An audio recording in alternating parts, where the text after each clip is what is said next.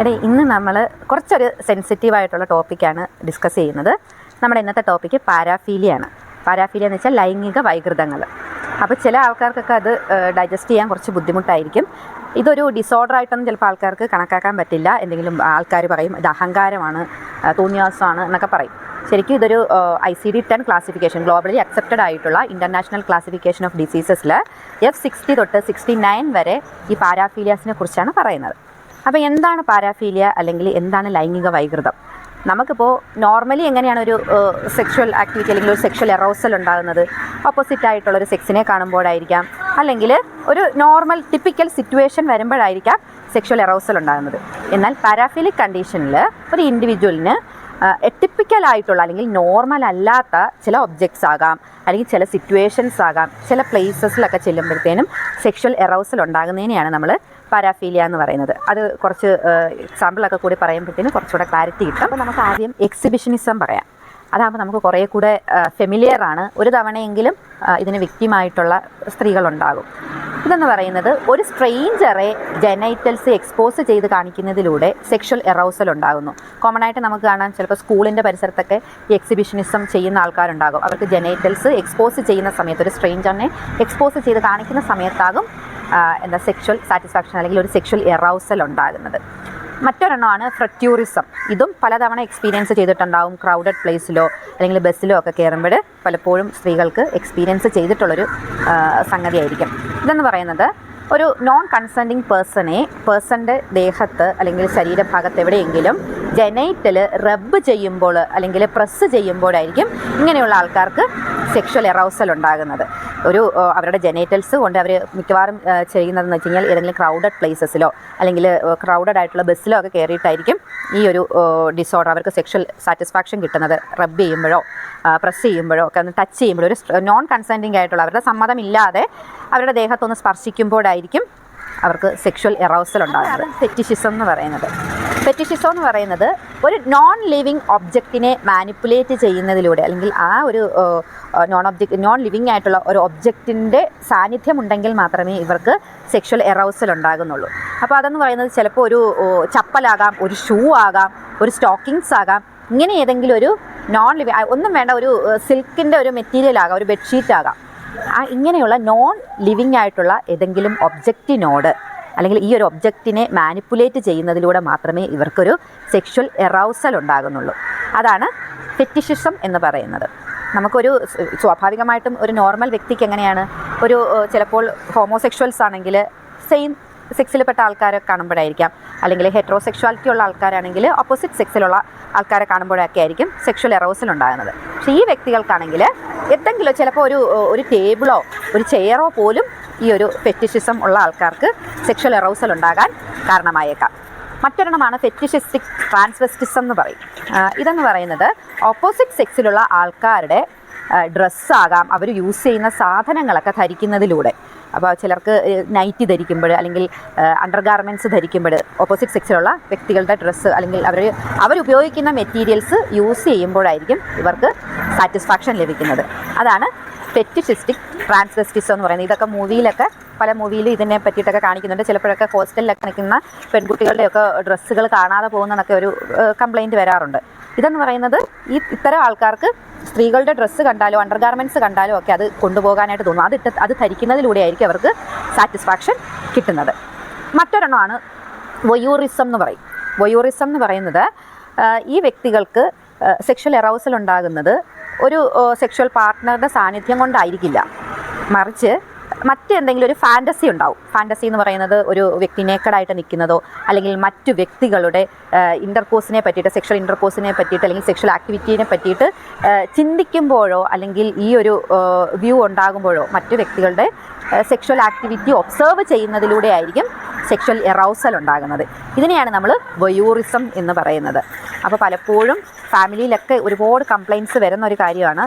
ഇപ്പം വൈഫ് കൂടെ ഉണ്ടെങ്കിലും ചില ആൾക്കാർക്ക് സാറ്റിസ്ഫാക്ഷൻ ഉണ്ടാകില്ല, സെക്ഷൽ സാറ്റിസ്ഫാക്ഷൻ ഉണ്ടാകില്ല. അവർക്ക് ചിലപ്പോൾ ഒരു വീഡിയോ ഒബ്സർവ് ചെയ്യുന്നതിലോ അല്ലെങ്കിൽ ഒരു ഫാൻറ്റസി, അവർക്കൊരു തോട്ട്, അവർ ഒരു വീഡിയോയോ തിങ്ക് ചെയ്യുമ്പോഴൊക്കെ ആയിരിക്കും, അല്ലെങ്കിൽ മറ്റൊരു വ്യക്തിയുടെ ആക്ടിവിറ്റിയെ ഇമാജിൻ ചെയ്യുമ്പോഴൊക്കെ ആയിരിക്കും ഇവർക്കൊരു സെക്ഷൽ എറോസൽ ഉണ്ടാകുന്നത്. പിന്നെ മറ്റൊരെണ്ണമാണ് പിഡോഫീലിയ. നമുക്ക് ധാരാളമായിട്ട് കേൾക്കുന്ന ഒരു സംഗതിയാണ് പ്രായപൂർത്തിയാകാത്ത അല്ലെങ്കിൽ കുഞ്ഞുങ്ങളെ പീഡിപ്പിക്കുന്നു അല്ലെങ്കിൽ കൊച്ചു കുട്ടികളെ പീഡിപ്പിക്കുന്നു എന്നൊക്കെയുള്ളത്. ഇതെങ്ങനെ സംഭവിക്കുന്നു എന്ന് നമുക്ക് പലപ്പോഴും ആശ്ചര്യം തോന്നുന്നുണ്ടാവാം. അപ്പോൾ ഈ വ്യക്തികൾക്ക് പ്രീ പ്യൂബസൻ സ്റ്റേജിലുള്ള കുട്ടികളോടായിരിക്കും താല്പര്യം തോന്നുന്നത്. ഇങ്ങനെയുള്ള കുട്ടികളെ കാണുമ്പോഴായിരിക്കും അവർക്ക് സെക്ഷൽ എറൗസൽ ഉണ്ടാകുന്നത്. അടുത്ത ഒരു ഡിസോർഡറാണ് സെക്ഷൽ മസോക്കിസം എന്ന് പറയും.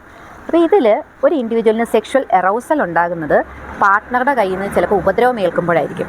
അപ്പോൾ ഇവർ ഫോഴ്സ്ഫുള്ളി പാർട്ട്ണറെ കൊണ്ട് അവരെ ഉപദ്രവിപ്പിക്കും, അല്ലെങ്കിൽ പാർട്ട്ണറിൽ നിന്നും ഹ്യൂമിലിയേറ്റഡ് ആകുമ്പോഴൊക്കെ ആകും ഇവർക്കൊരു സ്വയം വേദനിപ്പിച്ചുകൊണ്ടാണ് ഇവർക്ക് സെക്ഷൽ എറൗസൽ ഉണ്ടാകുന്നത്. ഇതിൻ്റെ ഒരു സിവിയർ കണ്ടീഷനിലൊക്കെ ആണെങ്കിൽ ഇവർ പാർട്ട്ണറോട് പറയും ഇവരുടെ ജെനൈറ്റൽസിൽ മുറിവേൽപ്പിക്കാനോ, അല്ലെങ്കിൽ പാർട്ട്ണർ ഇവരുടെ ജെനൈറ്റൽ പാർട്ടിലൊക്കെ യൂറിനേറ്റ് ചെയ്യാനോ അല്ലെങ്കിൽ മോഷൻ പാസ് ചെയ്യാനോ ഒക്കെ ഇവർ ഫോഴ്സ് ചെയ്യും. അങ്ങനെയാവും ഇവർക്ക് സെക്ഷൽ എറൗസൽ ഉണ്ടാകുന്നത്. ഇതിൻ്റെ ജസ്റ്റ് ഓപ്പോസിറ്റ് ആയിട്ടുള്ളതാണ് സെക്ഷൽ സാഡിസം എന്ന് പറയുന്നത്. ഈ പറഞ്ഞ സംഗതികളൊക്കെ പാർട്ട്ണറിൽ ഇൻഫ്ലിക്റ്റ് ചെയ്യുമ്പോൾ, പാർട്ട്ണർക്ക് നേരെ ഉണ്ടാകുമ്പോൾ, പാർട്ട്ണറിനെ ഉപദ്രവിക്കുന്നതിലൂടെ സാറ്റിസ്ഫാക്ഷൻ കിട്ടുക, അവരെ മാനസികമായിട്ടാണെങ്കിലും ശാരീരികമായിട്ടാണെങ്കിലും ഒന്ന് പീഡിപ്പിക്കുന്നതിലൂടെ ആയിരിക്കും ഇവർക്ക് സെക്ഷൽ എറൗസൽ ഉണ്ടാകുന്നത്. അവരെ മുറിവേൽപ്പിക്കുന്നതിലൂടെയൊക്കെ ആയിരിക്കും ഒരു വ്യക്തിക്ക് സെക്ഷൽ എറൗസൽ ഉണ്ടാകുന്നത്. അപ്പോൾ ഈ രണ്ട് കണ്ടീഷനിലും ഇൻഡിവിജ്വൽസിന് മെഡിക്കൽ കണ്ടീഷൻ ഉണ്ടാകാനോ ഡെത്ത് വരെ സംഭവിക്കാൻ സാധ്യതയുള്ള ഒരു ഡിസോർഡറാണ് ഇത് രണ്ടും. ഇത് കൂടാതെ അൺസ്പെസിഫൈഡ് ആയിട്ടുള്ള ഒരുപാട് തരമുണ്ട്. ചിലർക്ക് ഡെഡ് ബോഡി എടുത്ത് ഡെഡ് ബോഡിയെ മാനിപ്പുലേറ്റ് ചെയ്യുമ്പോഴൊക്കെ ആയിരിക്കും സെക്ഷൽ എറൗസൽ ഉണ്ടാകുന്നത്. അങ്ങനെ നമുക്ക് എണ്ണിയാൽ തീരാത്തത്ര പാരാഫിലിക് ഡിസോർഡേഴ്സ് ഉണ്ടാകുന്നെന്നാണ് പറയുന്നത്. അപ്പോൾ എന്തായിരിക്കും ഇതിൻ്റെ കാരണം? ഇതൊരു അഹങ്കാരമോ അല്ലെങ്കിൽ തോന്നിയവാസമോ ഒക്കെയാണോ എന്നുള്ളതാണ് പലരുടെയും ഒരു സംശയം. അപ്പോൾ ഇതിൻ്റെ ഒരു റീസൺ എന്ന് പറയുന്നത് ജനറ്റിക് ആയിട്ടുള്ളൊരു പാരമ്പര്യ ഗുണം. ഫാമിലിയിൽ ആർക്കെങ്കിലും ഇങ്ങനൊരു ഡിസോർഡർ വന്നിട്ടുണ്ടെങ്കിൽ ഒരു വ്യക്തിക്ക് വരാനുള്ള സാധ്യത കൂടുതലാണ്. അതുപോലെ തന്നെ അവർ ജനിച്ചു വളർന്ന സാഹചര്യവും ഇതിൽ വളരെയധികം ബാധിക്കാറുണ്ട്. അടുത്തതായിട്ട് പറയുന്നതെന്ന് വെച്ച് കഴിഞ്ഞാൽ ചൈൽഡ്ഹുഡ് ട്രോമയാണ്. ചൈൽഡ്ഹുഡിൽ എപ്പോഴെങ്കിലും സെക്ഷൽ അബ്യൂസിന് വിക്റ്റിമായിട്ടുണ്ടെങ്കിൽ പാരാഫിലിക് ഡിസോർഡർ വരാൻ സാധ്യത കൂടുതലാണ്. അതുപോലെ തന്നെ ന്യൂറോണൽ അബ്നോർമാലിറ്റീസ്, ഇപ്പോൾ ഈ പാരാഫിലിക് ഡിസോർഡർ ഉള്ള പലരെയും പരിശോധന നടത്തിയപ്പോൾ അവരിൽ സിറോട്ടോണിൻ, നോറെപ്പിനെഫ്രിൻ പോലെയുള്ള കെമിക്കൽസൊക്കെ ശരീരത്തിൽ, ന്യൂറോ കെമിക്കൽ ട്രാൻസ്മിറ്റേഴ്സൊക്കെയാണ്. അപ്പോൾ അതൊക്കെ ഇവരുടെ ശരീരത്തിൽ കൂടുതലായിട്ട് കാണപ്പെട്ടിട്ടുണ്ട്. അപ്പോൾ മറ്റൊരു റീസൺ പറയുന്നതെന്ന് വെച്ച് കഴിഞ്ഞാൽ അസോസിയേറ്റീവ് ലേണിംഗ് ആണ്. അതായത് ഒരു തവണ പരീക്ഷണാർത്ഥം ഒരു സെക്ഷൽ എക്സ്പെരിമെൻ്റ് പോലെ ഇത് ചെയ്ത് നോക്കും. അപ്പോൾ ഇതിൽ സാറ്റിസ്ഫാക്ഷൻ ലഭിക്കുകയാണെങ്കിൽ വീണ്ടും വീണ്ടും ചെയ്യാനും ഗ്രാജുവലി ഇത് ഇവരുടെ ഒരു ലൈഫിൻ്റെ അല്ലെങ്കിൽ ബിഹേവിയറിൻ്റെ പാർട്ടായി മാറുകയും ചെയ്യുമെന്നാണ് പറയുന്നത്. മറ്റ് പല റീസൺ എന്ന് പറയുന്നത് സബ്സ്റ്റൻസ് അബ്യൂസ് ആകാം, ആൽക്കഹോളിസം ആകാം. അപ്പോൾ ഈ സമയത്തൊക്കെ ഇവർക്ക് അവരുടെ ആ ബിഹേവിയറിന്മേലുള്ള കൺട്രോൾ നഷ്ടപ്പെടുകയാണ്. അപ്പോൾ ഇതൊക്കെ പാരാഫിലിക് ഡിസോർഡറിലേക്ക് ലീഡ് ചെയ്യാമെന്നാണ് പറയുന്നത്. അപ്പോൾ ഇതിന് ട്രീറ്റ്മെൻറ്റ് ഉണ്ടാവില്ലേ? ട്രീറ്റ്മെൻറ്റ് ഉണ്ടോ? ഇത് ക്യൂർ ചെയ്യാൻ പറ്റുന്നതാണോ? ട്രീറ്റ് ചെയ്ത് റെഡിയാക്കാൻ പറ്റുന്നതാണോ എന്നൊക്കെ ആയിരിക്കും പലരുടെയും സംശയം. തീർച്ചയായിട്ടും ഇതിന് നമുക്ക് ട്രീറ്റ് ചെയ്യാൻ പറ്റുന്നതാണ്. അതിൻ്റെ കാരണം എന്താണോ, അപ്പോൾ എന്തെങ്കിലും ബയോളജിക്കൽ റീസൺ ആണെങ്കിൽ, ശാരീരികമായിട്ടുണ്ടായ അല്ലെങ്കിൽ ശരീരത്തിലുണ്ടായ എന്തെങ്കിലും കെമിക്കൽസിൻ്റെതൊക്കെ ആണെങ്കിൽ നമുക്കതിന് ട്രീറ്റ്മെൻ്റ് ഉണ്ട്. അപ്പോൾ ഇതിന് വേണ്ടിയിട്ട് നമ്മൾ സെലക്റ്റീവ് സിറോട്ടോണിൻ റീഅപ്ടേക്ക് ഇൻഹിബിറ്റേഴ്സ് എന്നൊക്കെ പറഞ്ഞിട്ടുള്ള ചില ആൻറ്റി ഡിപ്രസൻസ് ഒക്കെ ഇതിൻ്റെ ഒരു ട്രീറ്റ്മെൻറ്റിന് വേണ്ടി ഉപയോഗിക്കാറുണ്ട്. അതുപോലെ തന്നെ ആൻറ്റി ആൻഡ്രോജൻ ഉപയോഗിക്കാറുണ്ട്. അപ്പോൾ ഇതിൻ്റെയൊക്കെ ട്രീറ്റ്മെൻറ്റ് നമ്മൾ പ്രോപ്പറായിട്ട് ഇതിനെ ഐഡൻറ്റിഫൈ ചെയ്ത് സൈക്യാട്രിസ്റ്റിനെയൊക്കെ കാണുകയാണെങ്കിൽ ഇതിൻ്റെ ട്രീറ്റ്മെൻറ്റ് നമുക്ക് കിട്ടും. അതുപോലെ തന്നെ കൗൺസിലിങ്ങിലൂടെയും സൈക്കോതെറാപ്പി, മെയിനായിട്ട് കോഗ്നിറ്റീവ് ബിഹേവിയർ തെറാപ്പിയിലൂടെയൊക്കെ ഇത് കംപ്ലീറ്റ് ആയിട്ട് ക്യൂർ ചെയ്യാൻ പറ്റുന്നൊരു ഡിസോർഡറാണ്. അപ്പോൾ ഏകദേശം ഇതിനെപ്പറ്റി, പാരാഫിലിയെ പറ്റി പറയാനാണെങ്കിൽ ഒരുപാടുണ്ട്. അപ്പോൾ ഇത് ഏകദേശം ഒരു ഐഡിയ എല്ലാവരിലും കിട്ടിയിട്ടുണ്ടെന്ന് വിചാരിക്കുന്നു. നമ്മുടെ സൊസൈറ്റിയിൽ ഒരുപാട് ഡിവോഴ്സും നടക്കുന്നത് ഇത്തരം ഒരു പാരാഫിലിക് ഡിസോർഡേഴ്സ് അവർ ഹൈഡ് ചെയ്ത് വെക്കുന്നത് കൊണ്ടാണ്. ഫാമിലിയിൽ കോൺഫ്ലിക്റ്റ് ഉണ്ടാകുന്നുണ്ട്. അപ്പോൾ ഇതൊക്കെ ഒരു ഏർലി ഐഡൻറ്റിഫിക്കേഷൻ നടക്കുകയാണെങ്കിൽ പ്രോപ്പറായിട്ട് ട്രീറ്റ്മെൻറ്റ് ചെയ്ത് ക്യൂർ ചെയ്ത് നമുക്ക് പോകാവുന്നതാണ്. അപ്പോൾ എന്തെങ്കിലുമൊക്കെ സംശയങ്ങൾ ഇതിനകത്തുണ്ടെങ്കിൽ കമൻറ്റ് ചെയ്തിടണം. അപ്പോൾ ഞാൻ അതിനുള്ള മറുപടി നൽകാം. അപ്പോൾ എല്ലാവർക്കും വീഡിയോ ഇഷ്ടമായെന്ന് കരുതുന്നു. താങ്ക്